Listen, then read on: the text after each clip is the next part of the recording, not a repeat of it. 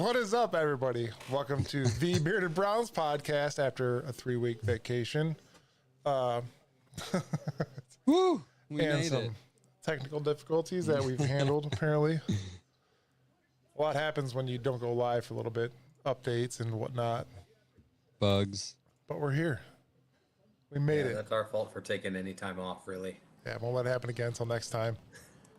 Yeah, it won't happen again until next year.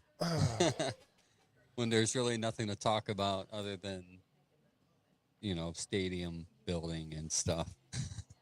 We're going to bring that up. That's always going to be a topic of conversation for the next 3 years, I would say, right? I was just going to say that could go on for a while the way it looks. We're getting some pushback on it's going to be a battle to get something done on this. At least I think we all kind of looked at the plan and thought, yeah, this should be something that can pretty easily get pushed through, and a couple of weeks go by, a month or two, and it's like looking more and more difficult to get everybody on board with this. We all know what happened before with the stadium ordeal in Baltimore, and yeah, I don't want that to happen again. Yeah, I don't think it will. I just think Art Modell. Sorry. It'll be fine. Jacksonville approved theirs though. $1.4 billion remodel happening down there soon. Another stadium that's not that incredibly old. I mean, that entire franchise isn't that incredibly old. They're a couple years older than us, so. Yeah, and they need an overhaul. I mean, they're in a nice area. The pictures renderings that they showed was really nice. They're going to build wider concourses and shaded seats so no one's too hot. I don't know if they're going to get rid of that weird pool in the stadium, but I don't know. That's a pretty big feature for them. I think it's where the camera shoots every time they have a chance to in the game. Yeah, every single time. That's all I see when I watch a Jacksonville game in Jacksonville. Yeah, a lot more people are building stadiums, and we're just sitting here wondering if we ever will get another one. Mm-hmm. Thanks to Mayor Bibb, I don't think it's going to happen in Cleveland, to be honest with you. We'll get the stadium talk out of the way real quick. I drove past that Brook Park spot where it's supposed to be at today, the new stadium, and there is a ton of room, so much opportunity in that piece of land. Yep. And everybody hates it. Just get over it. It's probably going to happen. Anybody disagree? No, I hope it happens. I thought I was 100% on board, but now I'm like, man, I'm kind of like Chad. I'm like, is this ever going to happen? I mean, I guess it has to happen eventually because I think the lease is up in 2029. 28. But I mean, I hope it happens. I don't know. It's going to be a... Chad's like, I don't care. I live in California. Yeah. Yeah, I don't get to go much, but it gives me a nice outside perspective because it doesn't affect the traffic for me. It doesn't affect much. It's just, I can kind of look at it very objectively. For the city of Cleveland, who I'm always rooting for as a city, not just sports, but like as a hometown, to be like, oh my gosh, have you guys been to Cleveland lately? Here's what's going on. I still stand by. I think it's the best thing for the city to get the stadium built somewhere else. I have no problem with it being downtown. I just think where they have it downtown and the situation of the option being either a brand new stadium and then clearing that waterfront for something else, or just, lipsticking that stadium to try to like spruce it up a little bit where it's at. When it comes to those two, I think for me, clear up downtown, do something else there, and then have a brand new stadium with potential for a Super Bowl or college football playoff games, or huge concerts, or just bigger overall events. I think all of that stuff is more possible and just better for the city once the bill is paid. And by all accounts, the bill gets paid by basically the earnings that stadium can have. So I get why people are I would probably be in the same boat. Do we really want to increase taxes, even if it's like, it's not always like, oh, now your taxes are raised. Sometimes it's like sin taxes go up, or taxes on certain things go up, or sometimes they use lottery taxes, like lottery payments to pay for stuff. None of that I would really want to go up if I lived there. So I can I can relate to a little bit of the pushback.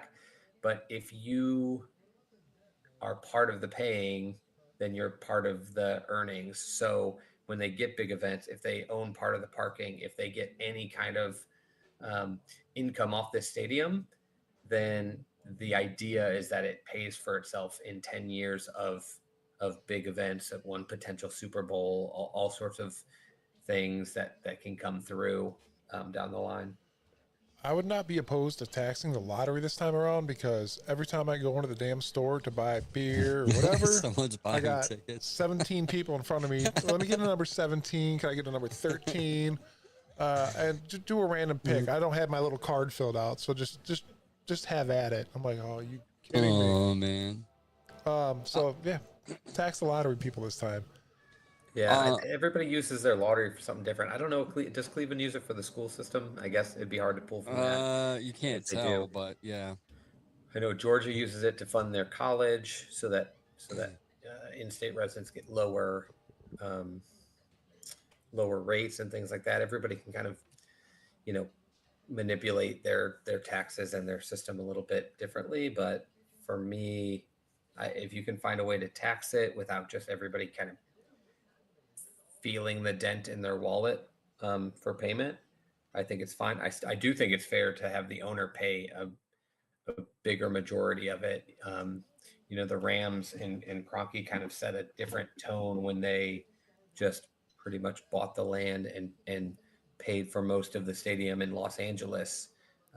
But now they're renting it out to the Chargers. They're making all the income on that. Anytime there's big LA events, they're going to make all concessions, all parking, all ticket pricing income. All of that will go to them. So they sort of just invested in on their own there. That's what I think the Haslam's want to do. They want that income not going to the city of Cleveland, since the city of Cleveland's going to be stubborn and not actually build a stadium in Cleveland or a dome over the stadium, which is still a possibility. But like you said yesterday, it'd be like putting lipstick on a pig. You just can't. The stadium's so ugly. It's got internal problems besides the lack of dome or even like partial coverage that I've seen some people drawing up. It's just aesthetics, period. It wasn't put together well. The logistics of getting in and out of it kind of stink. It's just horrible. It should have been a better stadium when they built it. And I get it's not the oldest stadium. And so it's kind of a bummer that they have to do this to a stadium that's only, just over 20 years old. But they built it in a rush to get this team back to Cleveland, and it did not come out, to the standard of what some of the other ones are. And now so many people have built new stadiums or domed their stadiums, and now we're kind of a little bit behind. So yeah, the stadium isn't that old, but it looks and feels as old as it is, considering what technology has progressed since '99. I mean, you look at SoFi, you look at the Viking Stadium, you even look in the renderings of even the Jacksonville one, or even the Chicago one. Look into that one. The stuff that they're adding to that, it's gonna make your stadium look like it's just a fossil overall. Yeah, and it's still not cheap. It's still $500 million by the time they finish renovating, and then in 15 more years, it's like, well, now the base of the stadium's kind of trash. We might need to tear it down. Tear it up. So and I build just a new don't one want that to anyways. happen. Like if you build one that could stand the test of time and can like last through at least our, I mean, we're getting old, at least last through like our future with the Browns, over the time that we'd be going to games. But. Right. There's some things happening outside of Brook Park. As far as I think some cities are anticipating Brook Park's move. Like the city I live in, Strongsville, is revamping the whole mall area. They're going to do housing. They want to do better hotels, a high scale hotel. Yeah, the surrounding area. If this does happen in that new area, I feel like all of those somewhat suburbs and even those kind of West Park, Cleveland areas, whenever there's like an open gap in the land, there's going to be potential for let's put up a hotel, a parking lot, or something to actually try to Accommodate. maximize. Yeah. Yep. Even this old Brook Park hotel, Best Western. When I lived in Brook Park I lived there for like 8 years. Well, me and my wife first got married. It was like a rundown Best Western. They're sprucing their stuff up a little bit. They just painted out their motel a little bit. So shout out to Best Western trying to get ahead of the game. All right. Yeah. Get it while you can get it. They know something we That's don't Western know. taking steps. Baby steps. Yeah. Yeah, but I mean that's what this is going to be you're right, this is going to be a long conversation because there's going to be bumps, there's going to be city council getting in the way, there's going to be the Haslams maybe being stubborn about some stuff. There's going to be kind of back and forth by the both Browns fans in and outside of Cleveland about it. I'm not that active on social media, but I'm kind of an observer. I'm kind of always flipping through those Browns accounts, and I see people, don't do this. This is stupid. The Browns shouldn't move here. And then you look at you look at just their name, their tag is like LA girl, 91, and you click on it, and it's like, yeah, she's definitely. It says like Arizona born, like Los Angeles raised, or something. You're like, why are you commenting on this? Like, who are Your opinion doesn't matter. Everyone's passionate about like the NFL so much that they're like, I need to get my voice heard on this. But yeah, so it'll be ongoing. But I think we're pretty much all in agreement that we all think it would be good for it to happen. Again, I wouldn't mind it being down. I have no problem with it being downtown. I just think the easiest way to get a new stadium, a domed stadium, and clear a very kind of important lakefront portion of downtown is to move it. I wish there was just another part of downtown that you could put it. That's a nice clear area that wouldn't kind of impede the things you can do downtown. And I've watched in my trips back to Cleveland, Ohio City, downtown cool. from East 4th to West 6th to just the flats over the last handful of years, trying to kind of revitalize themselves. And I just think there's more potential for other things there. It is keep that train going. It is amazing to be downtown. It's not what everybody imagines when you get down there, because it is a whole nother atmosphere. You walking through the city in general is kind of cool, because not a lot of people go downtown every single day. You know what I mean? Mm-hmm. Everybody drives past Brook Park, so it's nothing. I mean, I get that to an extent, but at the same time, it's all about people being comfortable and parking and profit as well. I know a lot of people. I mean, when I was 20, you couldn't tell me anything. I'd just get drunk, tailgate. First of all, tailgating downtown is awesome. I will say tailgating downtown is really fun. It is. But the tailgates we've all talked about are kind of not where they're supposed to be to the stadium. They're not right there. You have some random chunk of downtown, and you have to make your way to the stadium. Getting in is this weird funnel.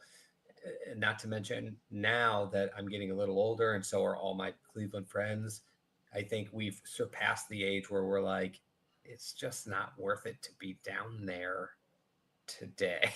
Yeah. I think I told you guys, I was in town for Christmas, and I got invited, like, you want to go to the Jets game?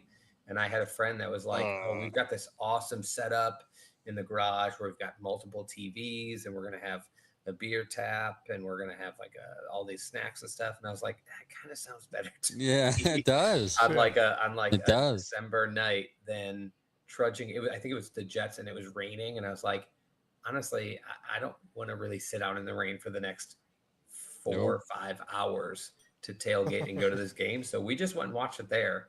And I think that's the big difference with me getting a little bit older. Was 20 years ago, I'd have been like, when you're like a teen and in your 20s, you're like, I'm invincible, I don't care. Like, I'll go down to this game every chance I get. And now I'm like, only if it's worth it. I'll go. So a funny story is actually, Angel and I had already started the podcast, and I'm in a band. We do a cover stuff, and that night during the Jets game last year, I played drums. So there was TVs, thank God, pointing right at me and I was so not even focused on the music I had to play. I was watching that game because it was the whiteout uniforms. It Just was, got to Yes. autopilot. dude, I was seriously just like, Mhm. and I was wearing this jersey. That's all I was just like, and it was horrible. I don't even remember the Just the show. band is playing their own song, and he's just Yeah, it was great. go go go go go go go go go. It was awesome. And I'll never do that again on a Browns game. No, there's no way I could sit there and play drums and try I to couldn't watch. focus. I couldn't either. I couldn't focus. Yeah, but again, some people will go. Some people will go to every game. I just think we're getting to a world where it's like people want to be able to get on their phone and check their fantasy team. You want to have a closed environment with a decent Wi-Fi. You want to have bathrooms that work. Cleveland has incredible food. You want to be able to have like really great food venues. And I just think that that's all possible. It's just, I mean, they're hoping to do it in like 2028. We're going to hear about it. I mean, the decision will be made before then, but I think it'll go on all through this year and possibly next offseason trying to figure out how do you do it. Well, like I said It before, should take 2 or 3 years to build. So if anything were to happen, the shovels would have to hit the ground next year by 2025. mm-hmm. Yeah. Mm-hmm. And they can all, I mean, they'll find some way to make it work. They have a stadium. They can say, let's extend 2 years and we'll do this. But I think ideally for them financially, they just want to get it done. So it'll be a big push, but All right, that's where we're at. We'll be able to come back to it. Honestly, hopefully the Browns are every listening to show us. there will be some story on it. Hey, don't forget about the wider seats, because those stadiums, the seats in the Brown Stadium is very tight. Like I'm a skinny dude, and even it's I tight love for that me. shirt. I'm sorry, Angel. Go ahead. No, he has a dope shirt. That's old school. Look at, I'm trying to match Chad. I bought this giant screen for my microphone. This thing is huge. Look, I got this thing too, but I've never used it. Oh, I got one of those somewhere. I don't like them because it covers up your whole face. Yeah, so here we are. No, that's probably best that it's in podcast form, but for the live stream, they would prefer I had this giant thing in the way. So let's get on to the draft. That was 20 minutes almost of talking about the stadium again. Although we want the stadium and we would appreciate the stadium, let's talk about, I want to do this. We'll each bring up 3 players that we thought in the draft that we think are capable of doing something for our team, for the Cleveland Browns. I'll give it to you, Chad, first, since you are the Me. analyst when it comes to drafts, just not this year. Yeah, I used to be. So I would say if I have to pick my person, the one I would jump to that I think there's only like 3 people, and I don't even think we'd agree on 3. I think there's only 3 people that I really have much anticipation for in this draft. I don't think any of them are particularly players to expect much from this year. But I think to not take maybe the most obvious, I think the player that stood out to me was Thrash, the wide receiver that the Browns took in the 5th round. And the reason for that, the reason he's kind of the guy that I'm somewhat excited about as a draft pick is because he was, I would say, the one guy that the Browns drafted that I thought really kind of slid to what I would call a steal. The overall athletic profile on this guy is pretty Insane. good. Yeah, I think he's got a pretty good overall athletic profile. I think he is the type of player that the Browns have to pick at that position based solely on the fact that they're like, I know this guy's got some warts and he's not ideal, but he has fallen so far that he sort of becomes a steal. I would expect 0 from him this year, although I would say he's the exact type of player, since we've all become so accustomed to this, he's the exact type of player that I would pay attention to in preseason. Yeah, because I honestly don't think he'll get on the field. I think he's in a deep room. I think he's not anywhere close to the overall athletic profile or just NFL talent of Jerry Jeudy, who was a first rounder, and has, you know, maybe underplayed that role, but probably has played well enough to have been at least a second rounder, given his career so far. Amari Cooper, who was a first rounder, and Elijah Moore, who was a pretty high second rounder. So no, he's not any of those guys. Although um, two of those guys are on the last year, I think, of their deal. So I think Thrash was a very worthwhile person to pick on a team that doesn't have any open starting positions to get in your system and try to refine. He's not as old as some of the other players. I can't remember his age. What is he, 21? I think Um, yes. and a lot of the players in this draft, and I've never seen, I mean, it started happening last year. It was much worse this year as far as age, but starting with COVID and now because of the NIL, just older players are coming to you. There were so many 22, 23, and 24-year-old players and up in this draft. And I'm so used to seeing 20, 21, and 22-year-olds. Brandon Whedon wouldn't have even been No, special in this draft. It just would have been like, oh, another old another. guy. There's running backs getting drafted who are like 23, 24 years old. And the way we view running backs, we're like, oh my gosh, that's like halfway through their career. Yeah. So Thrash is still very young. His upside is that when he was in a passing offense his first two seasons, he at Georgia Tech, he was a much more productive player. I think the two reasons he took such a huge tumble in the draft are, one, he went from like an 800 to 900 yard type of receiver in college, to like a 400 to 500 yard receiver his final year. And that is You're right. concerning, except for the fact that he's just playing somewhere different in a different offense. And so much of it has to do with, that's what you'd call like an unstable metric, because it has to do with the type of offense you play in, who's playing around you, who's your quarterback, where are you on like the target list? Yeah, strength of schedule. So many things go into your just numbers productivity in the draft.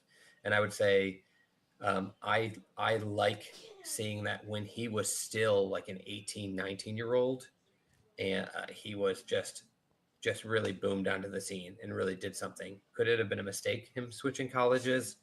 Maybe. He played with some really talented guys, and maybe he felt like he could make more of an impact somewhere else. I think that's happening more and more with guys, and it really just didn't happen. But I don't fault him for that, because I think when you look at what somebody does in his college career, you can kind of see an ability to project what they're capable of. And I see him as somebody who's capable of those higher level seasons. The other reason he dropped is just literally drops. He drops the ball too dang much. 8 drops last year. Yeah, he had 8 this year, and over his 3-year college career, he had 16. So not only did he have a rough year this year as far as production, he had twice as many drops. So first of all, in college, 4 drops is bad. That's still not great. It's not terrible, but it's not like you still are going to be like, oh, I hope he gets that together. And then going from 4 as a freshman, 4 as a sophomore, and 8 as a junior, it's not shocking. I looked over his PFF profile. I think I sent it to you guys. Yes. His hand size was like the second smallest of any receiver in the draft. I looked So at there's that. a worry that he's dropping the ball because he just doesn't have the hands for it. Wasn't that Baker Mayfield's ordeal? They thought he had small hands, and They thought he had smaller hands. Yeah, he had to do like measure it on like Instagram and send to Twitter and send a picture. You would do that. There was Everybody, worse, put your though. hand on the screen right now. Yeah, Kenny Pickett had really small hands, and Pickett does have small hands. Teddy Bridgewater had super small hands too. They used to say that they thought that was the reason he wore gloves always, because he couldn't grip the ball well without them. But the worry is he drops the ball, and you can see a physical reason for why that may be a forever problem. He's not going to grow anymore. Can he strengthen his grip? Can he get a little better? Can he improve his concentration? Sure.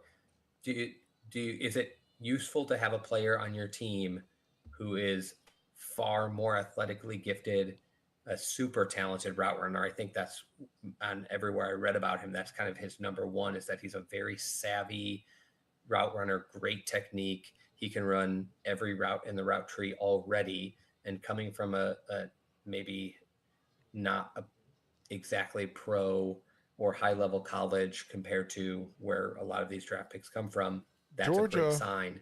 would have been.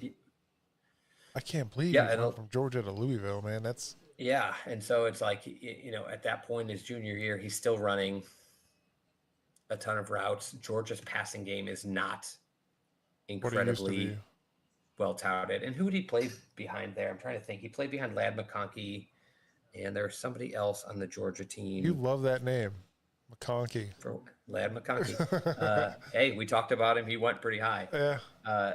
Adonai Mitchell. I think he played with Georgia at one point. I think he ended at Alabama, but he played for Georgia. And so you could see why he would try to move on and get something else done. And it just didn't work. But I guess my point is he was still pretty productive in a pretty talented room on a team that's not like a mind-blowing passing attack. So I'd say that is my guy. I would be shocked if he even gets on the field. He's probably going to be maybe at best the fifth receiver in this class. We've got Cooper ahead of him. Judy's obviously ahead of him. I think they love Elijah Moore. And then you've got David Bell. I would replace him for David Bell. His, I'm sorry. Third year. Yeah. And I don't love David Bell. I feel like Thrash to me is the guy you wanted David Bell to be, even though he was picked much later. A savvy route runner, able to make separation through like his technique, except for Thrash is just more athletically gifted than David Bell was. David Bell was just much more productive. So I'm not shocked he went higher. But I read a lot about David Bell being like, okay, he's kind of already at his ceiling. He's a floor guy. He can be reliable. He can stay on your team, but he's not going to flash. And that's kind of shown so far. And then Tillman, I think, has a much better athletic profile than even Thrash does.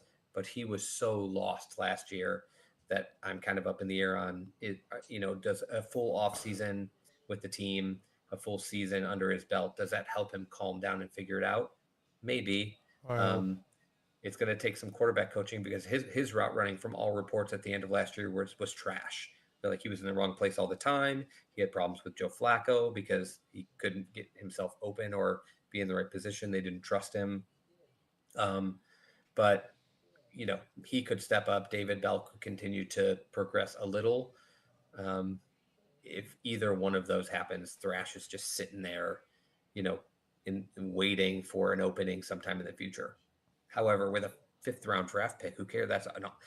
If he ever works himself into a top 3 receiver, that's huge cool at that point. Yeah. I'm also a big PFF guy, and this was the first year the Browns were. It's not shocking. Barry usually drafts right along the PFF draft guide, and there's draft guys out there all over the place. Dane Brugler is a huge one that's really, really well known all over the country, but in Cleveland, a lot of people follow him. Bucky Brooks and Daniel Jeremiah for years. I used to follow their draft guides, but PFF I like because I like seeing the numbers along with their analysis. And this was the first year they were off on drafting the guys that they had graded in certain like tiers, except for Thrash was a guy that they had as like a 3rd to 4th rounder. And he actually fell for the reasons we talked about to the 5th round. And so that feels to me kind of trusting that source like a nice steal. So here's how we're going to do this. That we'll each pick one player. That's what we'll do. We'll go to Angel next. So, I thought that's what we were doing. One each 3 or yeah. No. So then we're going to see if we actually run into each other. So each person gets to pick 3 people. But if we all pick 3 separate people, it'll continue. So Chad, I have my 3. I can't imagine you guys aren't going to pick the other 2. Yeah. The Cleveland Browns select Jamari Thrash for Chad. I do like Thrash too. One thing I do, I say when you send that PFF info, like I didn't realize how highly graded he was. I didn't realize how highly graded he was. I just said that.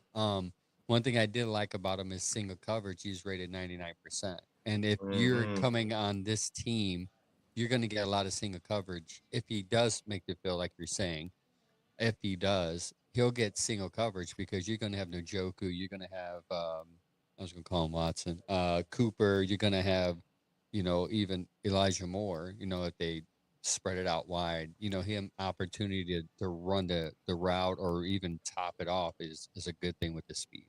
The guy I like a lot is going to be the Michigan guy, Zinter, right? Zinter? Center, Yeah, yeah. Zinter.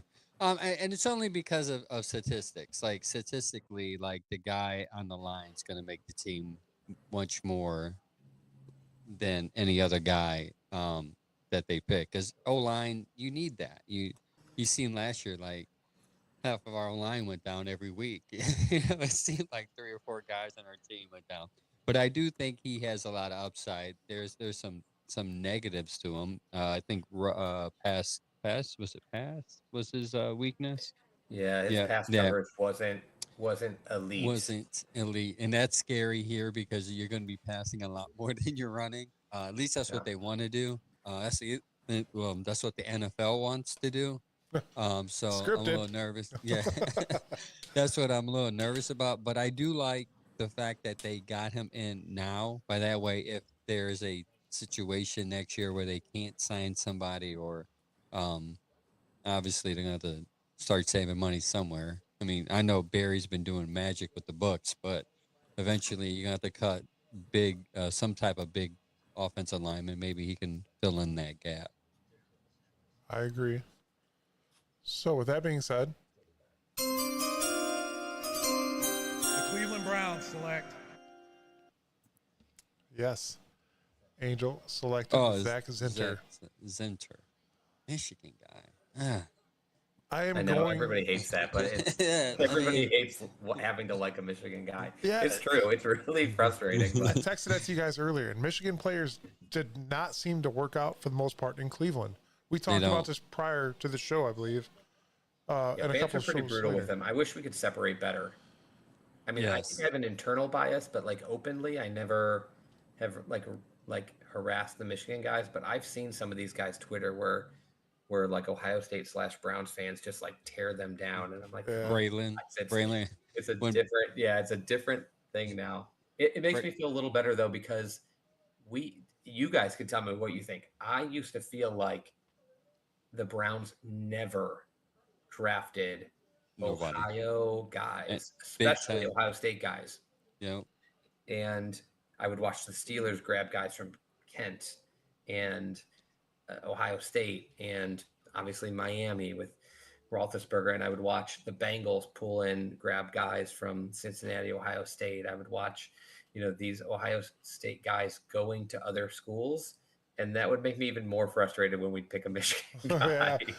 But at least now in the Andrew Berry era, He's smart. there's like Ohio State has apparently come back onto the scene because we've taken, and just even slightly before him, but in the last 5-6 years, I feel like Ohio State's all of a sudden back on the map. And for us, and for like 15-20 years, they're like, no thanks. No, we're Nobody from good. that school ever. What they're winning? We don't want that. No way. Nope. Even he's been taking people from Bama and SEC. Yeah, he Mainly likes Bama, guys, I think, for LSU. the most Yeah. part. Yep. So, my pick, honestly, I'm going to go with Juwan Briggs, defensive tackle out of Cincinnati. I think the guy's got plenty of potential. He played 59 games with Virginia and then transferred to Cincinnati.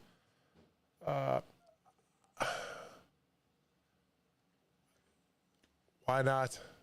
Yeah.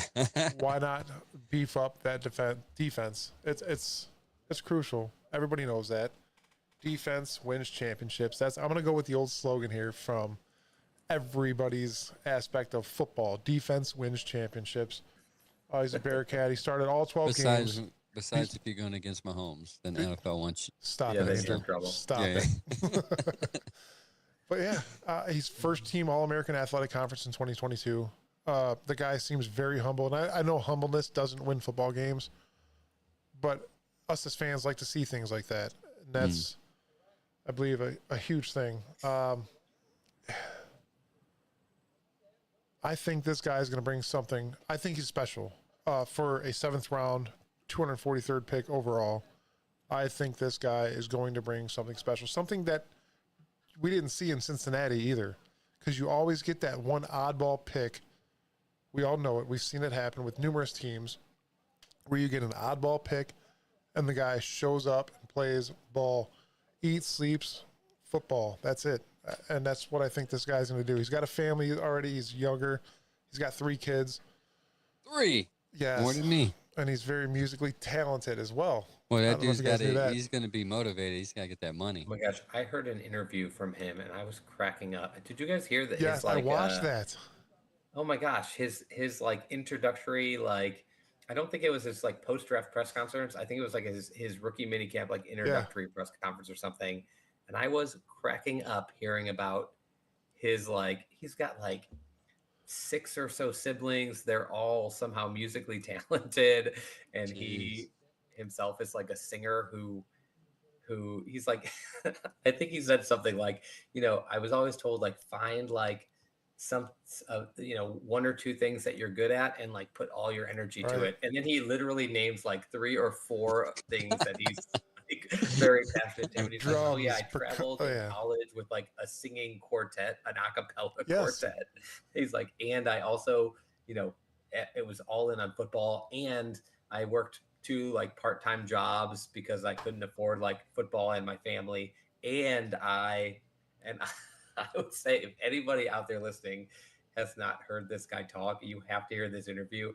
This is going to become an immediate lovable figure for Cleveland. That's what happened to me after I watched that Chad, is why I'm saying this right now. Like, he seemed very humble, did he not? Impossible not to like hear him talk for like 10 minutes and be like, love this guy. I hope he's on this team forever. I watched the whole thing. It was like Joe Thomas-esque almost. I'm like, man, this guy knows how to get people lured in, and it worked for me. It really worked. And I was like, he's just like, when you hear a story though where it's like, I had the kids, so I had to leave school and move to Cincinnati because that's where like my family could help us, and then we got there and we didn't have enough money, so I had to like work a job at like a chicken shack every night to make enough money to keep supporting like the family while I was playing. It almost, and then he's like talking about like he's trying to stay balanced by doing like his singing and all this other stuff. There's just a part of me that's like, if this guy, now that he's doesn't have all this other stuff going on, like that's fine for like a young football player. That's not necessarily even a negative as far as like your focus and your priorities. And all of a sudden, without all this other stuff, I'm like, when he like his whole supporting his family and like maintaining like a life for him and his like wife and kids, when it just has to zero his focus on football, like, does this guy have more upside than he was giving credit when he was picked up? Like, did this guy sink? I mean, look at what some of these guys, all they do is play football, and this guy's like doing all this other stuff. He's working. Like, football players in college don't work. Like, they usually don't have kids and they don't need to, but they don't work. They don't have part-time jobs. So if they do, it's like a make-believe college job. So they have perks. And I was like, wow, this dude really had to grind like at nights. He's like, yeah, get into the weight room at 5 o'clock and then get through school and practice and then get out to the chicken shack for my shift at 4. And you're like, just seemed like a nonchalant, regular person that wants to play football still. That's what I loved about it. And I'm not saying that's what it won my heart over. Yes, it did. But for sure, what you got to get on the field and show us that love for the game that you claim to love. And I think, and he's an Ohio guy. Another Ohio guy brought back to Ohio. Or, well, staying in Ohio because he obviously came from Cincinnati, but he's staying in Ohio. So with that being said, the Cleveland Browns select Jawan Briggs, defensive tackle out of Cincinnati, 7th round. Let's take a quick break because we already are 40 minutes in. I was just going to ask. Okay. Yes, so we will take a quick break and we will be right back. What is up, everybody? Mike Wilkes here from the Bearded Browns podcast, letting you know that we're going to be working with Mistakes on the Lake Clothing. They have everything you need. Why not check them out? If you want to go to their store, it's 4542 Liberty Avenue in beautiful Vermilion, Ohio. If you want to contact them, their phone number is 440-670-3145. They have everything from Cleveland to Columbus gear. They have Lake Erie gear. Why not check it out? It's all great stuff you can get for your wife, your kids, your newborn. They even have onesies, shirts that say good moms and dads don't raise Michigan fans, just Ohio stuff, and it's awesome. So be sure to check them out. They have everything you need. Even the candles, custom coasters, can koozies, wine tumblers, phone grips, everything, stickers. It is awesome. Check them out. Do not be the mistake on a lake and regret this decision. Go and check them out.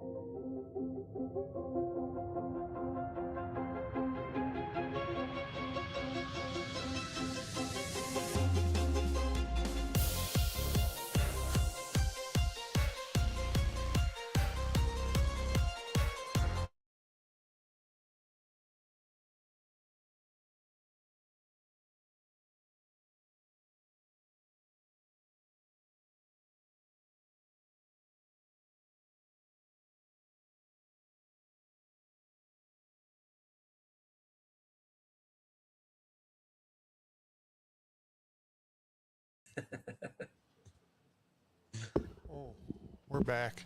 Yeah. What are you I was laughing about, wondering Chad? about As soon as I come back, Chad's laughing.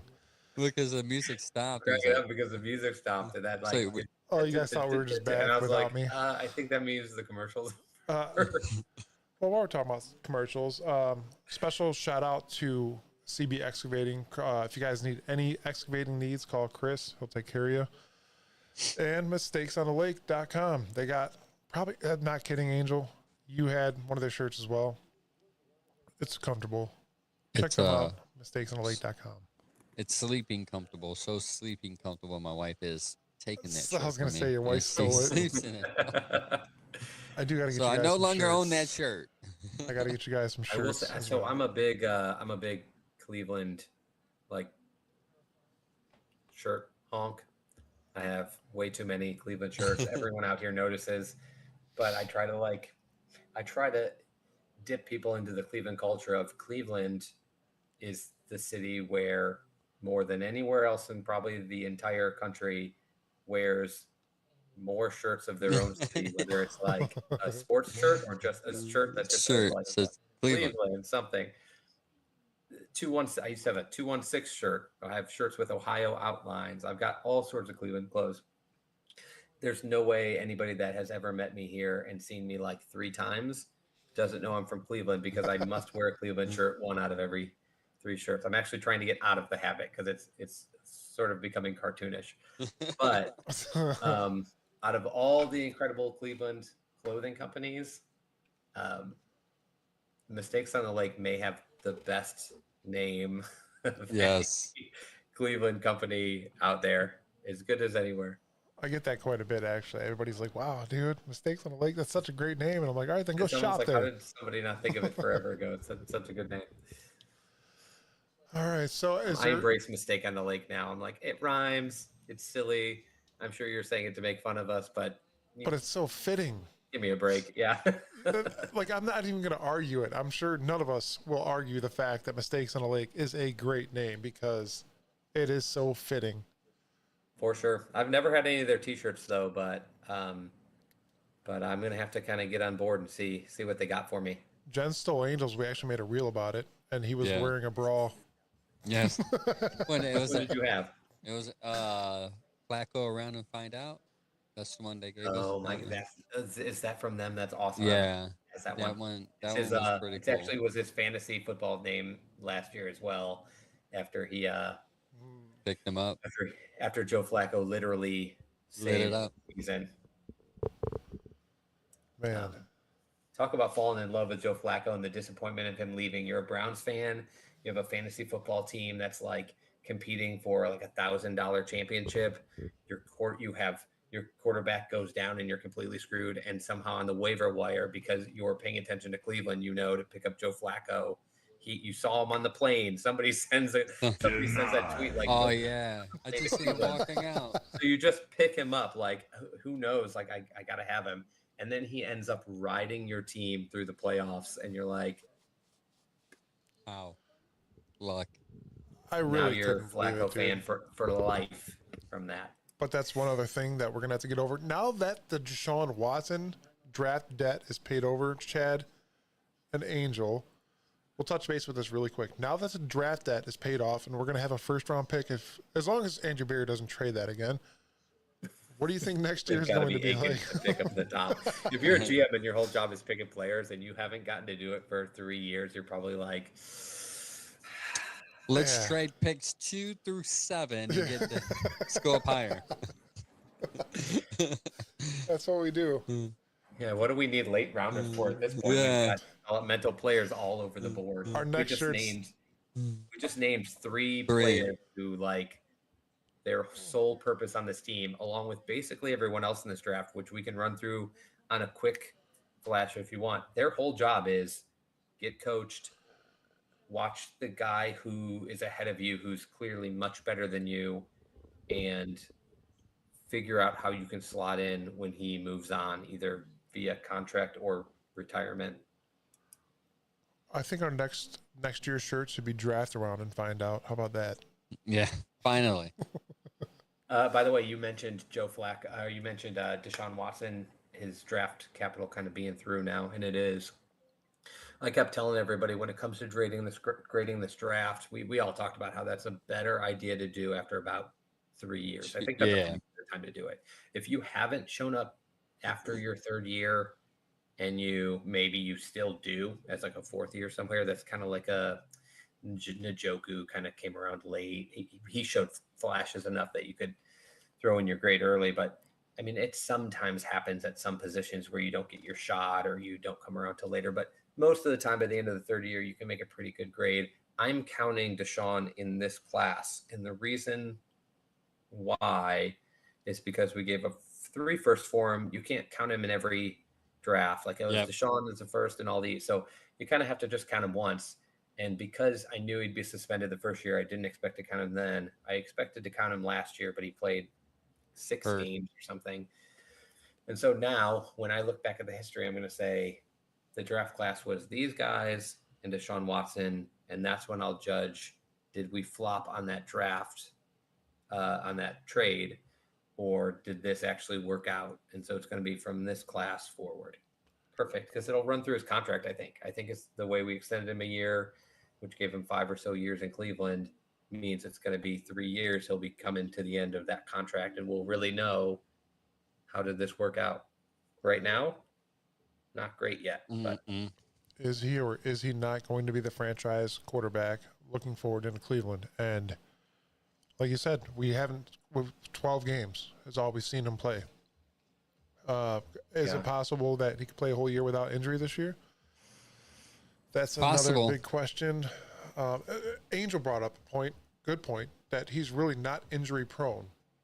Yeah. It just happened to happen here.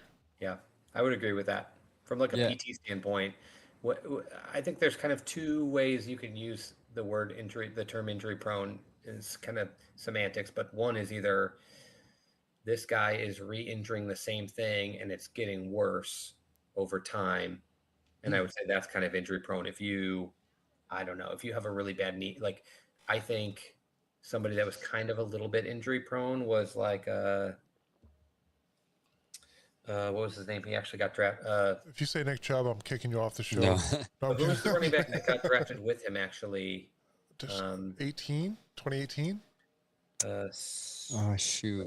I'm blanking his name, but Hold on. I got this. you come in the league, Sony Michel. Oh, The league, and unlike Nick Chubb, who had like an early injury in his college career, and then sort 2017. of Sorry. it got corrected, and then he played out the rest of his college career, and it's like, okay, this is not an issue for him right now.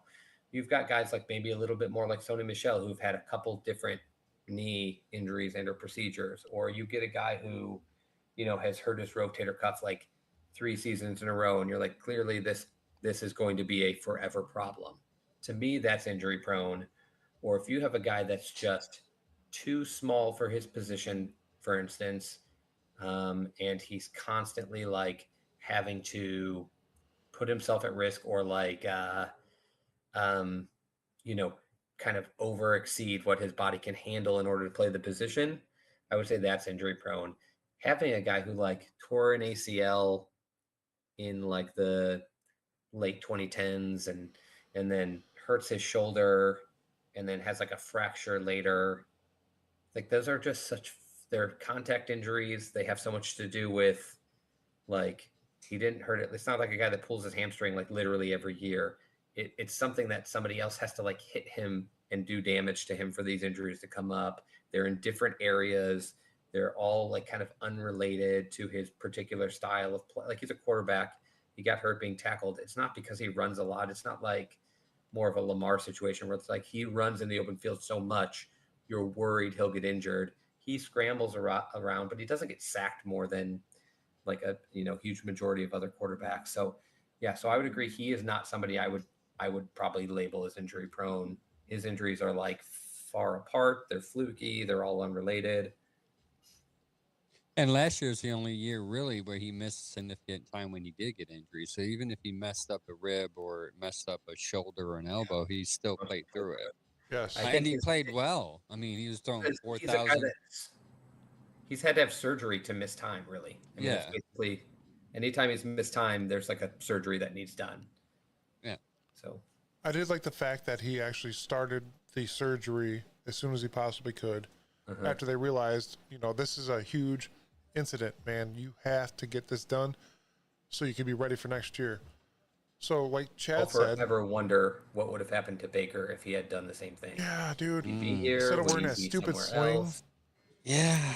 and he got Baker. paid. He's getting paid in it. Tampa. I want guys to be tough. I want them to play through, but like when it's definitely a surgery is needed and you also can't play to your capacity and it's not going to heal, just get the surgery and get back.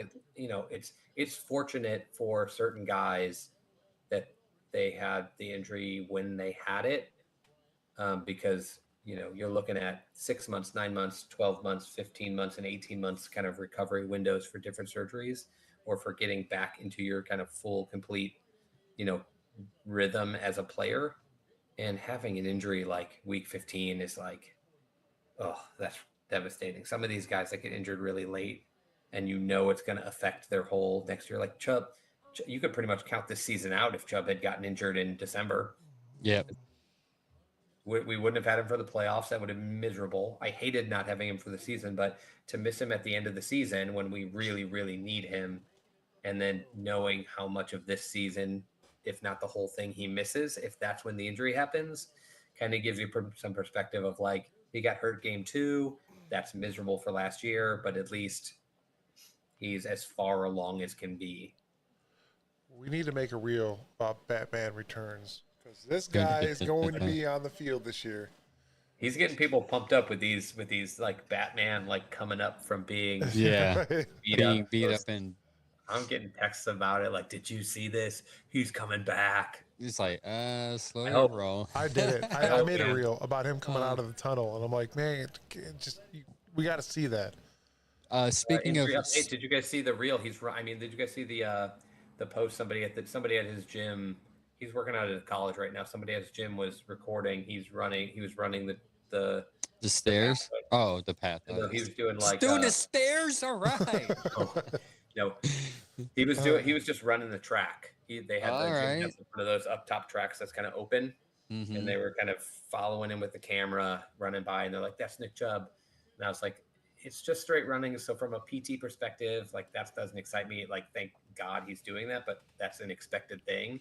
But it's going to get people amped up to see that he's actually Trying. running.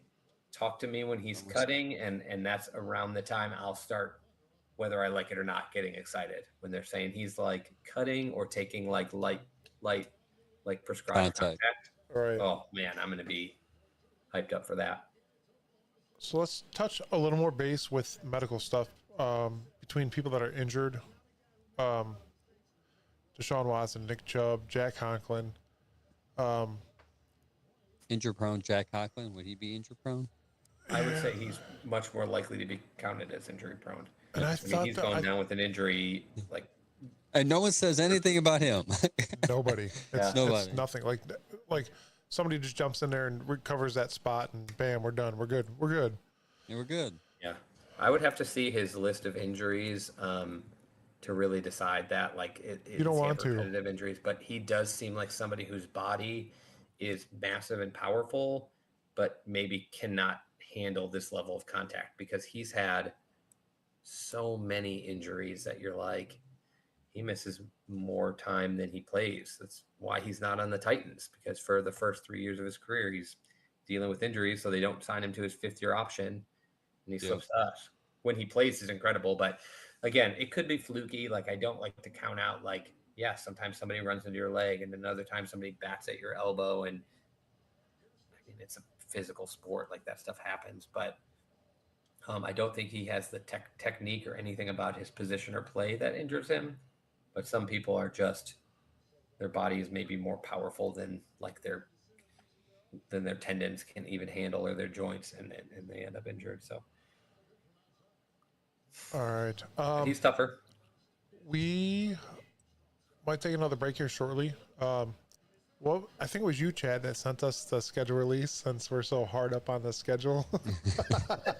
That was like the only thing we can. Speaking from my perspective, the only thing I was like getting excited for, because I'm like, where am I gonna play? Who we go? And then they did Dallas the first game. I'm like, oh, this is gonna be. Got excited. It's like home opener, Dallas. The two things I'm hyped about in the schedule usually is, are they playing anywhere on the West Coast, like an away game somewhere where I might be able to get to it, like Arizona or LA or something. And then the next one is just, what are our primetime games, basically? Four. Yeah, we'll see you in Denver. We have 4. I only counted 3. Okay, you guys will run me through the 4th. A Bengals game, a Steelers game. Oh, hold on, I think I had Broncos game. Yeah, Broncos game. Hold on, let's see. By the way, they're talking about the schedule release video. Most teams do one. If you haven't seen the Browns one yet, it's bowling themed, which I think is hilarious. And you seen, where is it, Middleburg? Is it at Middleburg Lanes or something like that? And you seen Deshaun Watson AI really throw a football bat? Oh wow! You seen Deshaun Watson throw an AI bowling ball? Oh, because it was fake. He can't roll. Yeah, they just cut it out. As soon as Did you see the ball. I know Mike's a Dallas fan, so did you see? Did you see what the Cowboys did? They called like either influencers or celebrities who were they, like, say if they're from San Francisco, they would call that celebrity up. They were FaceTime them. Oh. Dude, it was a pretty cool. They did what's that dude that boxed from Cleveland? The brother. What that dude is fight Mike Tyson. I always forget the dude's name. Jake Paul. Jake Paul. Yeah, he called Logan Paul. Logan. Yeah, they ended up that calling one. him and stuff. It was pretty creative, but I thought ours was pretty That's fun. pretty creative. Chargers is always good. This year I thought the Browns was good. They've fallen flat, but this one I thought was pretty funny. Did you see the Bills? They rubbed it in at the new stadium. Yeah, they're building. You see Josh sitting there with like, our schedule release. I'm like, I will punch you in the face and we will beat you. Like, yours won't look nice compared to ours. Yes. You ain't building a dome in Buffalo. You're building an open air concept. No, they're building a dome. Are they building a dome? Yeah, it's like an underground dome. It's kind of Oh. weird. Said, like forever they wouldn't do that, and I think they're definitely probably making the right decision. You want to know Absolutely. why? It's Disaster out because there. those snow out games they were getting the That's last couple of years. constantly like Paying 3 years in a row. They're like, we need fans to come shovel. I'm like, you can't keep asking them. random people $20 We'll an give you hour a- to come and we'll- shovel. Yeah. And we'll give you a food voucher too. Yeah. And then the NFL is scrambling. The NFL is probably like, if you don't build a dome, we're moving you because we can keep calling Detroit and Cleveland Yep. and college stadiums to find somewhere for you to play in December. But all right, how are we going to handle this schedule release? What do We're going what to do we take got? one more quick break and then we will get into the schedule. You guys ready for that? Yeah, I'm ready. All right. We'll be right back. What is up, everybody? Mike Wilkes here from the Bearded Browns podcast, letting you know that we're going to be working with Mistakes on a Lake Clothing. They have everything you need. Why not check them out? If you want to go to their store, it's 4542 Liberty Avenue in beautiful Vermilion, Ohio. You want to contact them? Their phone number is 440-670-3145. They have everything from Cleveland to Columbus gear. They have Lake Erie gear. Why not check it out? It's all great stuff you can get for your wife, your kids, your newborn. They even have onesies, shirts that say good moms and dads don't raise Michigan fans, just Ohio stuff, and it's awesome. So be sure to check them out. They have everything you need. Even the candles, custom coasters, can koozies, wine tumblers, phone grips, everything, stickers. It is awesome. Check them out. Do not be the mistake on a lake and regret this decision. Go and check them out.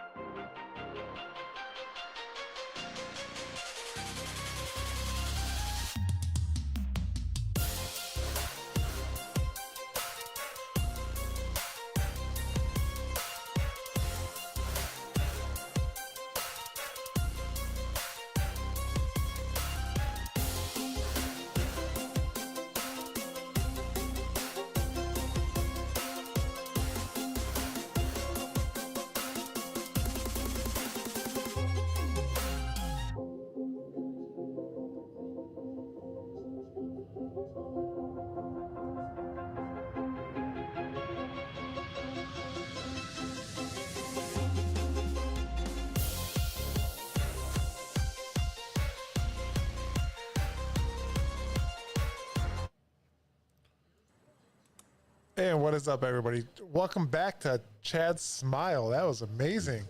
He loves that beat. And welcome back to Angel's Beard. Chad trimmed his Yes. a little bit. I could tell. I keep an eye I on that did. thing. Thanks for noticing. It's hot out here in San Yeah. Diego. I can't. I got back from hair on that my trip. I face. got back from that trip, and I was like, zzz, zzz, zzz, zzz. How was your trip? Oh my Tell us gosh, where you were incredible. at. And Okay, quickly, because I could probably talk about this for the full hour of the show. So we went to Sevilla, Spain, for about almost a week, and then we went for just a little bit over a week to Portugal, half of it in Lisbon, and then the last chunk in Porto. Man, it was just a week of drinking great low price wine, eating tapas and seafood, and just walking around just super old cities. I love Europe. I think the old cities are awesome, and I like the cities that aren't that expensive because I'm cheap. And we went to London last year, and it was like, whew, Whoa. this is like going to New York. Like this is maybe worse. It's expensive. Everything's meals are expensive, drinks are expensive. It's just a pricey city. But we got great hotels. The culture, I was meant to be Spanish. I'm sure of it now. Their culture of like wake up late, like have your coffee. We don't really eat until lunchtime, which could be at like 1, 2. 2 o'clock. And then at like 4, the city's just shut down. Like, go home and relax because none of us want to do anything because of the heat and because we have late night coming up. And then dinner is like set to be. You might meet up for tapas around like 8 o'clock or something to have a drink and kind of like hang out, and then like the restaurants start to fill towards like 10 p.m. Like, and I'm talking about like going out people. I'm talking like families and kids, and like you can have a family with like kids running around at That's that crazy. time in the night. It doesn't get dark there till like 10 though. The sun doesn't like set till like 10 o'clock p.m. already. So I get why they kind of like their whole day shifted.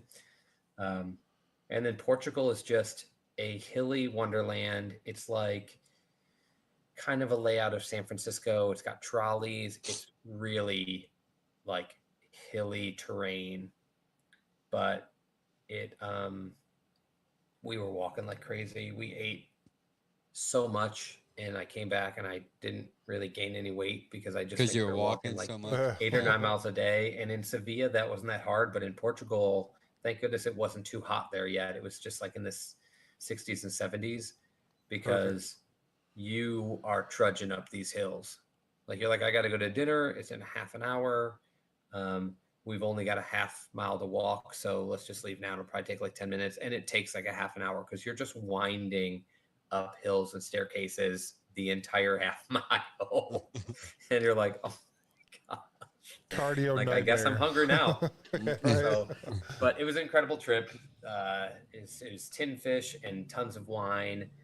They drink obviously port in Porto in Portugal, but they have their own huge wine country, and because it's not as popular in the U.S., you've probably had Spanish wine, French wine, Italian wine, but I don't think we've had much Portuguese wine, so it was kind of cool to drink their wine because you don't really export it, but it's so cheap. Like glasses of wine at a restaurant for like €2 to €4, and the euro and the dollar are real close right now. So Yeah. you're thinking like barely over dollars. That's was great. insane. Can't wait to go back again. Yeah, it's on the recommendation list. If somebody's going there, I saved like everywhere I liked. Um, Hit me up on social media somewhere. New segment, And, Chad's Travels. Yeah, I've traveled a bunch in just the last year. I didn't start until I was in my 30s, but once I got going, man, I love it. And these were both places that I would say these are definitely go-to places. And the sooner the better, because I can't imagine it's not going to just keep getting more and more popular. You know what Angel and I did while you were gone? We mowed grass amongst more grass. And then That's a Cleveland springtime, tradition. more My grass. friends text me all the time about their mowing their grass, and then at the end send me a picture of how good it looks. I did that to you guys yesterday. Yeah. Yep, it's like a Cleveland thing. I think having a lawn that's pristine is like a Cleveland pride, like dad level thing that you just gotta have the lines. You gotta have the lines. Angel straight. didn't send us any pictures though, because he was running like profusely. It takes me about an hour to walk mow my grass. It doesn't take me 3 to ride like Mike's, but yeah, he's just cushy. He's got a cooler in the back, cracking beers through Bush the whole, lights with the corn on the can. That's an each Ohio quarter thing as acre, well. he's cracking another beer. Each line. All right. Let's get to the schedule that was here. my travel story. I'm sorry you guys were stuck with chores while I was gone, but I'm sure your lawns look incredible, and your neighbors are certainly impressed. Wait, do you have artificial grass at your house? Me? Yes. So I don't have. So if you even have a yard in California, that's impressive. A lot of people use artificial grass because there's always droughts and you're not supposed to water, and there's nothing worse than if you have dead grass. I don't have artificial grass. I have a backyard filled with, I'm like looking so I can tell you. I have a backyard filled with like wildflowers and like these weird like lily clover things. And I just let them kind of grow and go wild. And then as soon as summer hits, it will be too dry, too sunny, and too hot for them. And it will just die. And my backyard will be a like dirt hill Desert. for a couple Sanctuary for months. the flowers And that were it's there. not worth planting grass there because like I can't water it. We're not supposed to water like that much space, and I'm on a hill, so the water's just going to pour down anyway. I do water barrels for my watering, and then our front yard is just like kind of very, very small and enclosed, so it's just mulched with like stones. So no, I don't have fake grass, and I despise fake grass, even though like a third of Southern Californians have it. Angel and I were get it talking from a about distance. It's like, look how green and perfect it is. But as Right. soon as I get close, I'm like, It's like, ooh. Angel and I were talking about it before the show, before It's you came so on. common. We're like, man, I was like, I bet you Chaz got fake grass. I thought it was a joke when I first moved here. I was like, dude, this person has like fake grass in their front yard. They setting up like a putting green. Like, is this like a thing? And then I'm walking around like Ocean Beach. I'm like, oh my It's a gosh, thing. like half Everyone of the does. yards here have it. It's because you can't. It's hard to grow grass, man. It's very sunny. It's hot. There's not a lot of rain, which means you have to water it yourself. But I'd have it if I could. If I had a yard, if I had a real yard, like a flat yard, and not like a hilled yard on a canyon. The only flat part we have is like a pathway and then like a patio. So there's no room there. The other half of the yard is all plants and garden. So the hill's not worth it. But if I could, I would find a way to get grass. I think a grass lawn is a must. We only asked to make all us Clevelanders jealous of your tropical dream that you're Travels. living in. I can't have grass. It's too hot and sunny here. Ugh. No, but yeah, no, you guys are spot on. Like that is a trend here, and I hate it. I could, yeah. I'm gonna go vacuum my grass real quick. I'll be People right back. say they're like, man, if you just it has drainage and it maintains and it's so much less hassle. But If I only had to vacuum my grass, it'd be so much less hassle as well. But Yeah. I'm not living that life. Vacuum sand and right, dirt. right. yeah. So All right, let's what do get we on got to the going on schedule. this schedule? Angel, Yes. what do you think of the schedule? Do you think it's the hardest schedule in the league? Oh, yeah. Of course, I'm a Browns fan and I'm biased, so it is the hardest schedule in the league. And I could see why. From the other, I know someone might be looking at different websites, and don't quote me on this, but I saw like maybe 5 or 6 that has. It goes between Pittsburgh and Baltimore, Pittsburgh and Baltimore, and I can see why, because we're playing the same exact schedule and playing the same exact teams, and the way they laid out these games, dude. The NFC West or East is all in the beginning. Yeah. You're done after Yeah, which is week that's 6. a pretty strange. Yeah, you're layout done to after get week those all out of the way. 6. After week 6, you're done with that division. You're just done. I agree. Just 4 out of the 6 games. That's just weird. I'm a little nervous after the bye week. Maybe, I mean, I see the Saints, and after that, it's like you could be like, "Oh no, you're playing Denver." You're like, but yeah, but we're playing in Denver, and we never win in Denver. Like, if you know the history in Denver, we're like, Oh, it's like this year we're winning in Denver. Yeah, I hope so. I thought that last year, but the friggin' Russell Wilson looked like the old Russell Wilson of old. I said I don't like to make like predictions early on.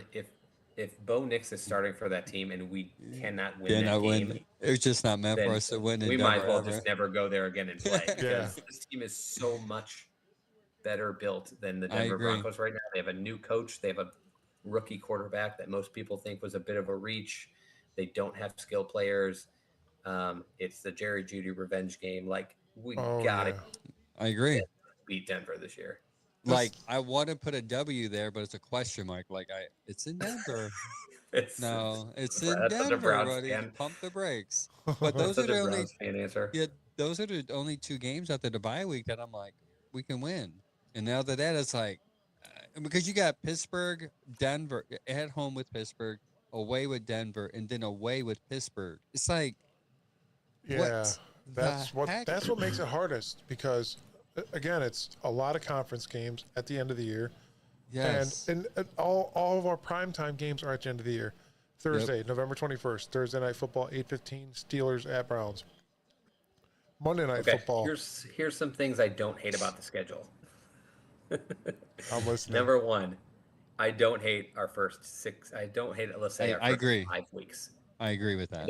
I don't hate that they didn't No. start us in an incredible gauntlet where it was like Ravens, Steelers, Yep. Eagles, like the first. So I don't hate the start of our schedule, despite the fact I get it. I always think the schedule difficulty, like we don't know the schedule difficulty. Like last year, they're like, oh, every time you play the Houston Texans, like that's an easy game for you, and then all of a sudden it's like, season's oh, like, oh, who knew CJ Stroud was yes, incredible, and now Right. they're going to finish it as a playoff switches. team. Yeah. You know, you might have thought like, oh, the Bengals look pretty tough, and then Joe Burrow gets banged up, and you're like, no, I want to play the Yeah. Bengals over and over. That's Like, another for one with sure. small hands. Joe Burrow's got small hands as well. Mm. Sorry. Yeah, hey, Um, Cleveland's favorite Cincinnati guy. So that's one thing I don't hate. I don't hate the bye week. Perfect. Uh, I agree. yeah, I Not got so week tired of 6. having like week 4 5 weeks. or 6 bye Yeah. week. That's the worst. horrible. It's in the middle of the season. I want it in the middle or in the late part. Right in the middle right now at week 10 is great. You get a chance to like recoup. You get a chance to heal from some injuries. You get a chance to take a breath. And then you kind of split your schedule as like, here's the second half, let's go. And then you come out versus the Saints and the Steelers. So it's like, okay, Let's go. That's Good. exactly what it Good. is. yeah. And then the Broncos and then the Steelers again, very beatable teams. The Steelers will never be a walk. But if you don't think the Browns have caught up to the Steelers level, then It's a little Cleveland. It's the Clevelandism that we have because yeah, you go, it's yeah, we like could be Cle- Pittsburgh, and then you play Pittsburgh and realize, oh, you know what, we're playing Pittsburgh. What did I think we it beat just feels Pittsburgh? different. It's Right. like for years you just couldn't beat them. It was like Yeah. you went to there and they came here like 10 times and you beat them once and you're like, this is dreadful. That's At least in the Baker Mayfield, Andrew Berry, Kevin Stefanski, like True. chunk of time from 2020 on till now, at least it's been like sometimes you do beat them even when they're good. It used to be like the Steelers aren't even good this year, and they're definitely beating the Browns Definitely twice. beating us. Yeah. It just didn't matter. And now I feel like we're at least over that hump. And then the last thing I kind of like against in this schedule is I like the late run against the Bengals because we Beat them all the just tend time. to play the Bengals well, and Joe Burrow's injured almost every season, so maybe he won't even be there for that. And then the Dolphins, who like Here. have a habit of being a late season collapser, and if there's ever a time where you're like, oh, it being cold is a pretty nice advantage. Well, that might be your shot to bring a city of Miami team up to Here. Cleveland to play in late December 29th.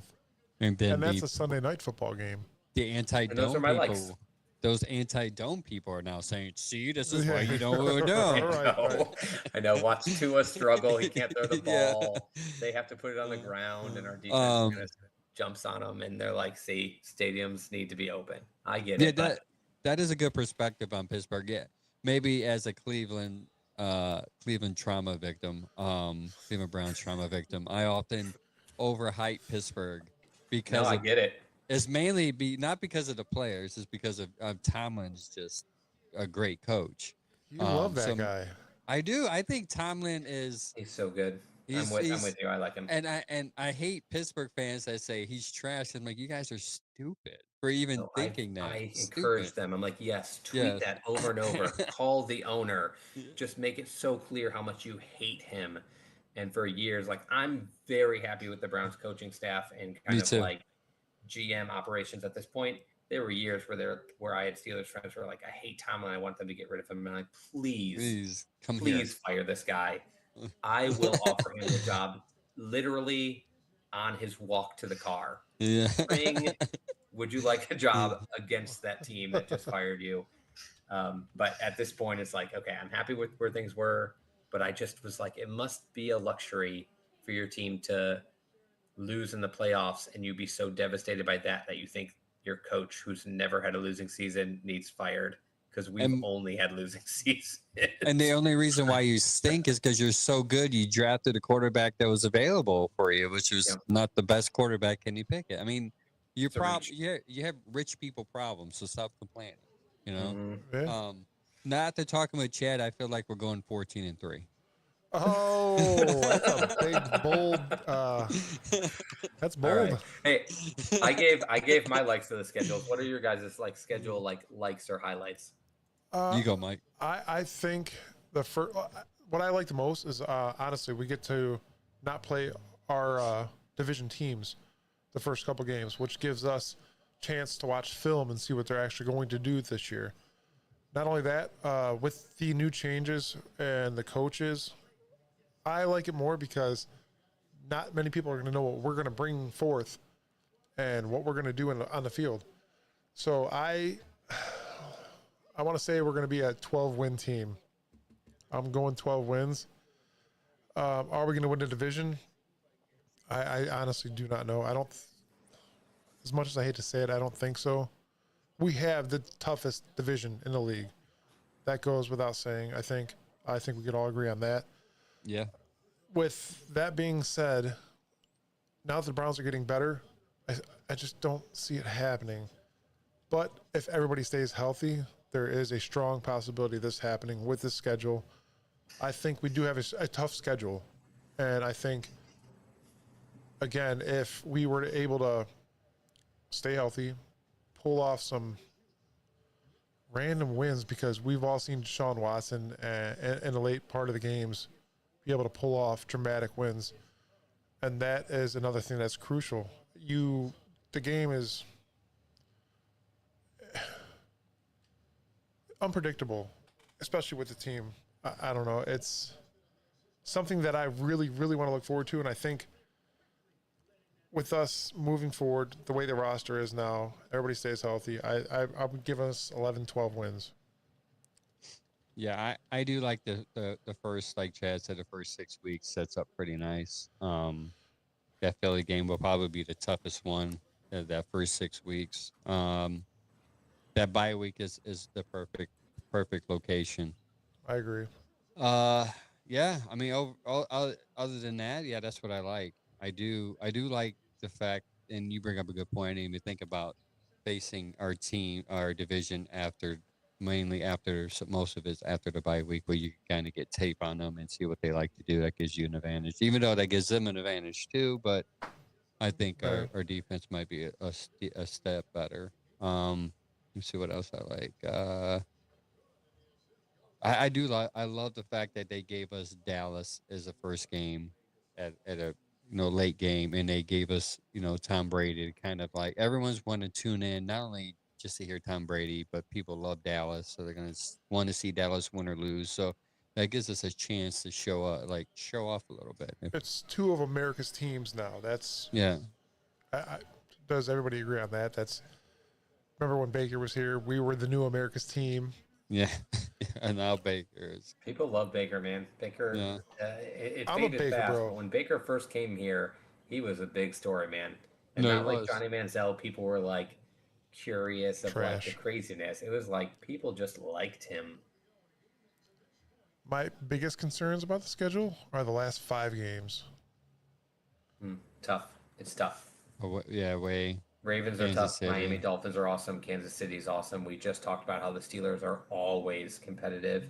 And the Bengals, You don't know what they're going to be. I'm hoping they're taking a step back, to be honest, because of some of the guys that they lost and because of just their due. Didn't they stack up their offensive line to help Burrow too?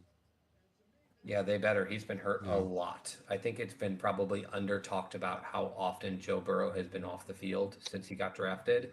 And it's easy to overlook because when he's on there, he's awesome. And when he plays a full season, they go to the playoffs or the Super Bowl. But he's missed a lot of time. He got banged up. That's what On more happens than when one you're occasion. soft as Charmin. I would love to just say, I hope that's the case. I hope he's just soft and this is his career as he misses a ton of games. But I really thought Lamar was going to get hurt last year. I really did. Not that I pray for that. I don't. I don't want to see anybody hurt because I want to play a team at its full potential. But he lasted all year, man. It's his first time.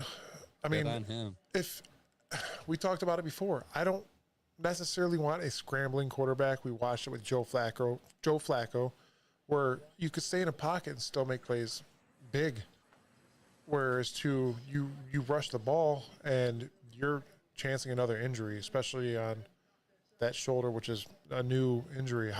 Chad, what is the likelihood of that injury happening again if you were hitting that shoulder?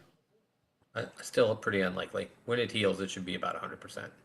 That's good. That's good to know. Yeah. Yeah. It's not impossible. Obviously, you can re-injure that shoulder. If you could hurt it when it was fully healthy, you could hurt it after it was injured.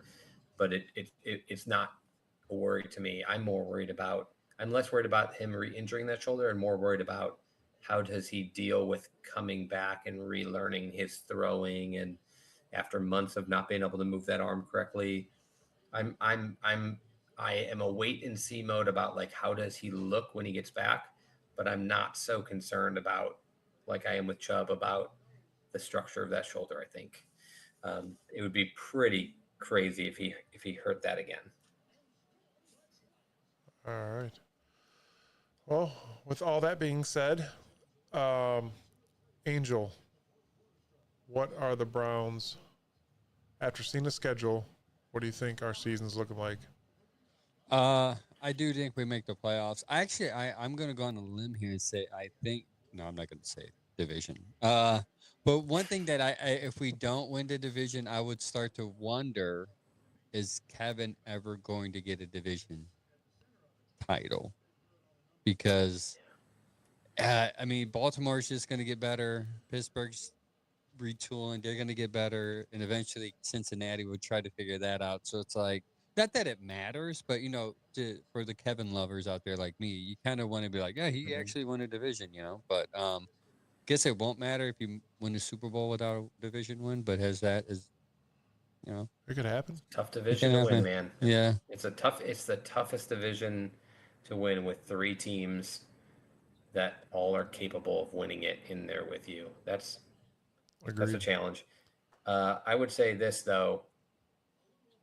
Lamar Jackson played a rare every game of the season last year.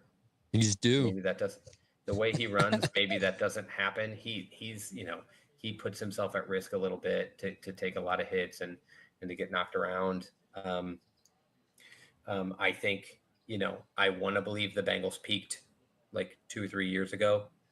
That would be crazy if that's the case. I'd love to believe that. I'm trying to convince myself of it.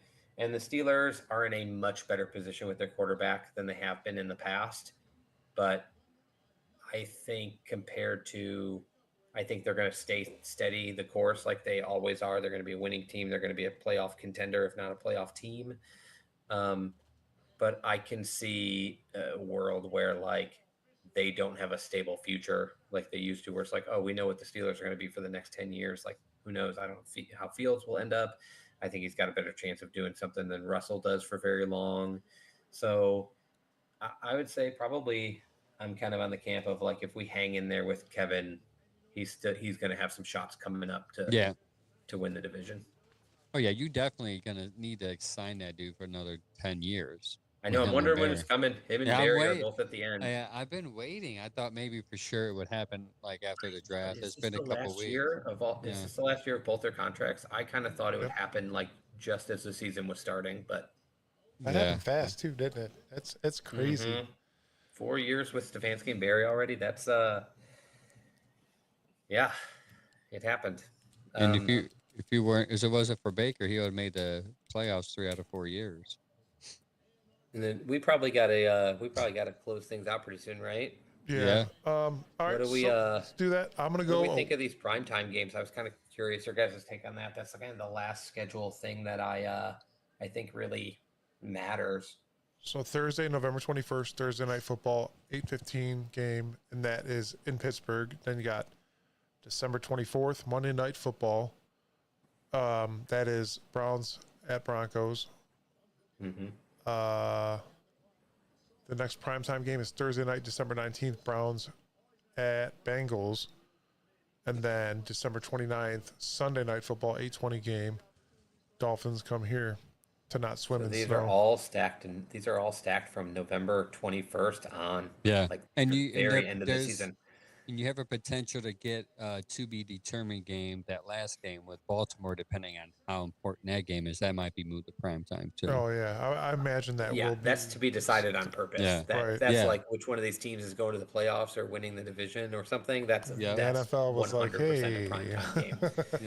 Yeah. Yeah, I'm scheduling that as like if I was a betting man, I'd say if both those teams are good, that's for sure moving up to prime time. that's going. Facts. That's I think going it's to be weird a we shoo-in have two game. Thursdays.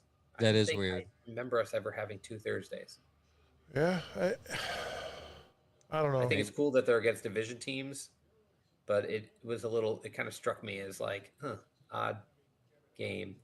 The Monday night versus Broncos, I thought was a little bit weird because, like, I don't know, the Broncos are Broncos? so off Yeah. the radar right now. Like, they're Yeah. definitely in a rebuild mode, and like in the beginning of December, like the final stretch of the season, they're getting That a was- Monday night football game. That's It was all Jerry Judy thing.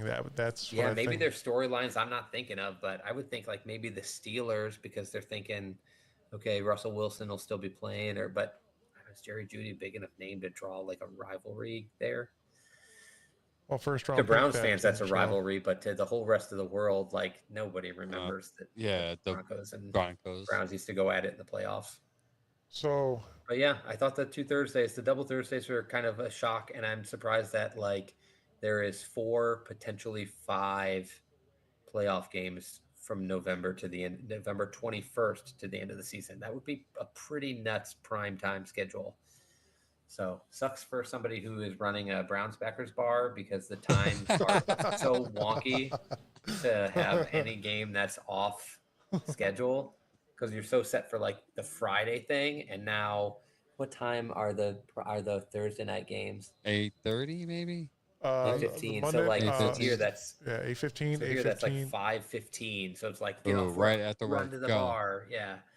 So bummer for here, but that's the price you pay for living 3 hours away, time zone wise, to to the team. It'll be pretty crazy. It usually doesn't matter much around the holiday. Like the Dolphins in the Thursday night game on the 16th are the 19th are a little less impactful because there's so much going on around the holidays that like that might work out just fine because Sunday the 20 whatever that would be 4th or whatever is probably not a great day for football if you're running a Browns bar.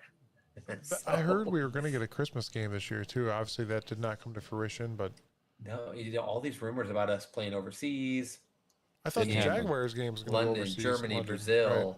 no Christmas game. Like a lot of just that's why I hate all these like schedule stuff where they're like, oh, Browns might be getting this, and then it just doesn't happen, and you're like, oh, dude, we got our hopes up, we got talking about it, and then It's boom, good. nothing. It's good off-season talk. It is. Yeah.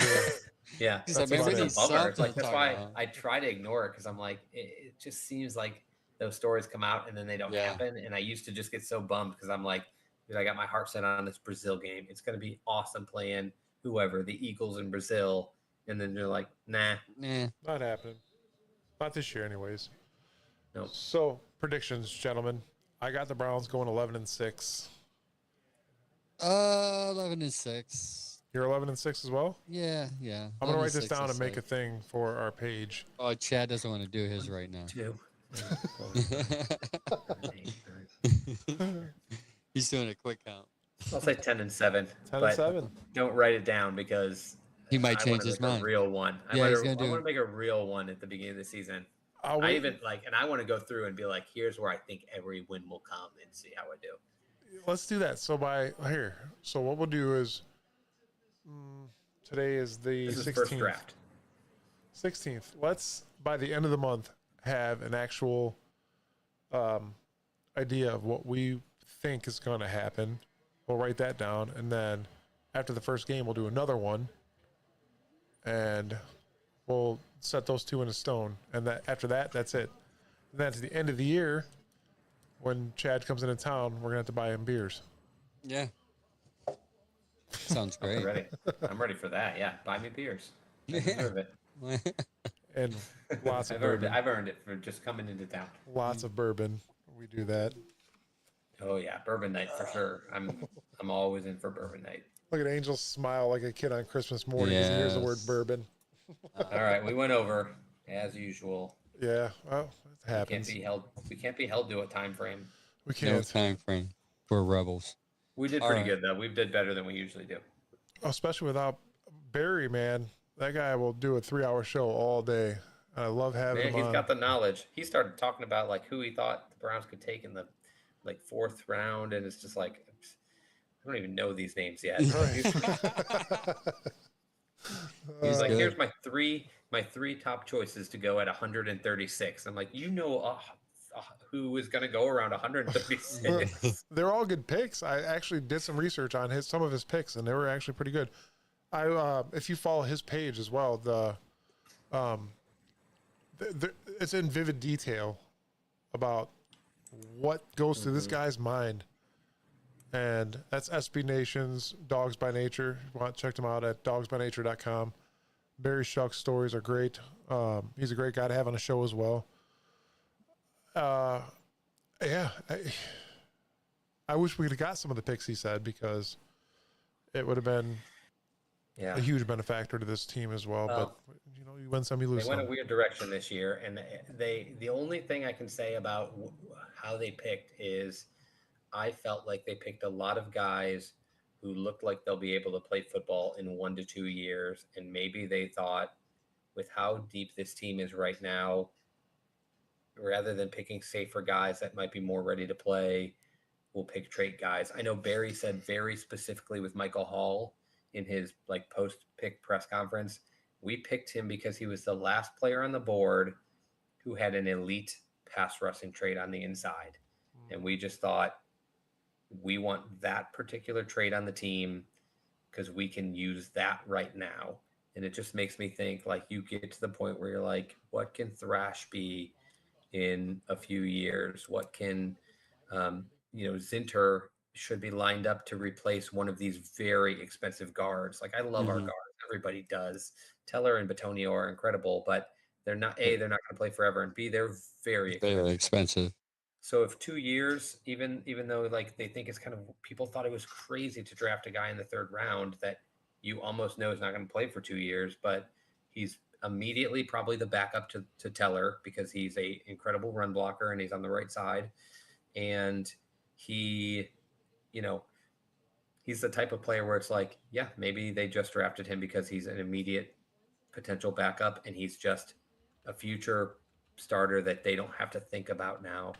And I guess kind of like that seemed like a theme through the draft. Like I said, Jamari Thrash, like it's not shocking they didn't use like their second or third rounder on a receiver, although I wouldn't have been opposed to it because maybe they're just thinking he's probably not going to get on the field anyway. So let's draft a guy who, if he develops more, could maybe be an even better player in 2025 or 26. And then that linebacker that Barry talked about going in the second round, they didn't draft a linebacker till the sixth round, which I think we talked about. I always thought was going to be the case. They do not value high linebackers.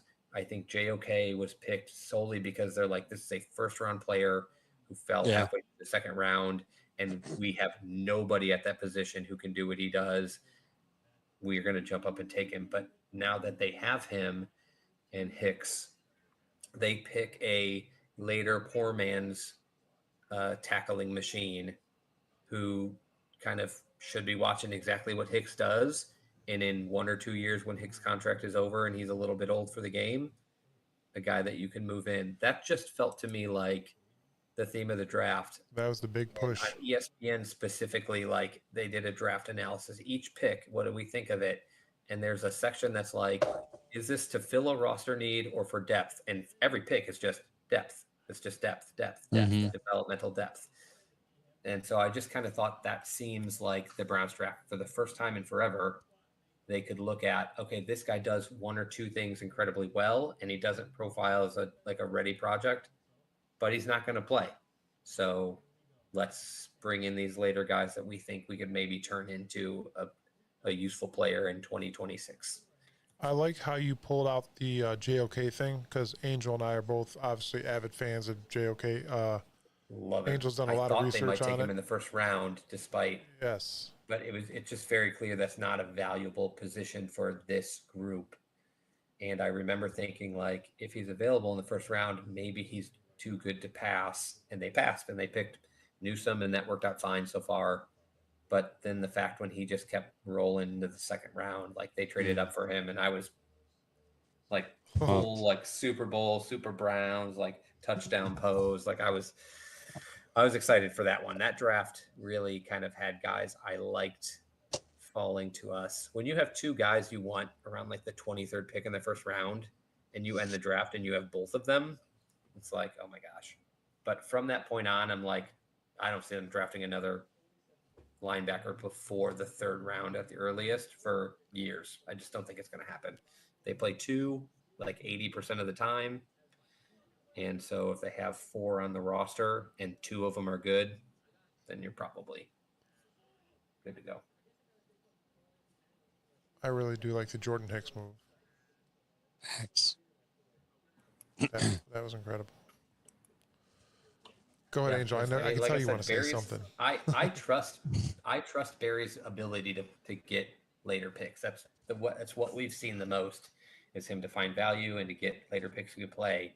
But you just don't build championships on that. I'm going to be excited to get first round picks in the building again, guys at JOK and even Next year, baby. Newsome's Next level. year. Yeah, that's how you take it all the way. The debt is paid. Instead, he just gets first and second rounders from other teams. Yeah. Yeah, We don't have any, so we'll take Elijah Moore and Jerry Jeudy and all of your defensive linemen. I'm not gonna lie. I was so much more impressed during the free agency than I was the draft, and I think everybody was. Honestly, I had zero doubt. We all watched the Dallas Cowboys do nothing in the free agency, did nothing in the draft. I'm not worried about. They brought Zeke back. I mean, it was a weird move. Surprise. It was. I was like, whoa, I was shocked. But we'll see. The past 3 years of football have been completely awkward and lopsided. I'm sure we can all agree on that. Like, so many unexpected things happened throughout the last 3 years of football. And I kind of like the twists and turns. Keeps everybody awake and on the edge of the seat. And the Browns are going to the Super Bowl this year. Yes. That's the way I'm going to end this show. All the way. We said an hour show. We're an hour and 42 minutes, hour and 43 minutes in. That's how Sorry, we do. everyone. That's what we do. We overachieve. Yes, our time is that's more than 110% for those counting at home. It's almost 200%. Yep. Yeah, we will keep up to date with everything and let you guys know. I don't know if we're going to do a show next week. We'll probably take another vacation week because there's not much going on. Our shows are more realistic when we didn't go like 3 or 4 weeks in a row of like stuff happening with no show. So I would say from now on, guys, an hour to an hour and 15 seems very realistic. Yeah. When we don't take a giant vacation. Yes, we will start planning some stuff out here and getting everything on a schedule, a tight schedule like this Cleveland Browns schedule this year. No, I mean, rookie camps have already started. Everybody's reported. OTAs going. You know, the players are there. The release videos are there. We'll finally have some actual football to talk about for the first time coming up pretty soon. Angel. Also, when we talk next, let's talk quarterback contracts, because I think we can kind of, compare some quarterbacks and some contracts and realize that Andrew Berry's a genius. We just signed another quarterback. I'll end it there. You guys know that? We just signed another quarterback. We're really Jacob loading them Sermon, up. Camp on. Out of northern Colorado. He participated in the Browns rookie camp. I think he was an undrafted free agent. I think Deshaun's not going to be thrown anytime soon in the field, so I'm not shocked. They need some bodies out there to throw passes to these 90 rostered guys or so. We shall see. So, all right. With that being said, thank you, ladies and gentlemen, for joining us. We will keep you guys posted as to when we're going to have our next show, and we're going to keep up on all the Brown stuff just for you. And Chad and Angel, thank you guys again for being a part of this show. You guys are awesome. Peace. I appreciate you guys. Oh, Angel, you got to say it, dude.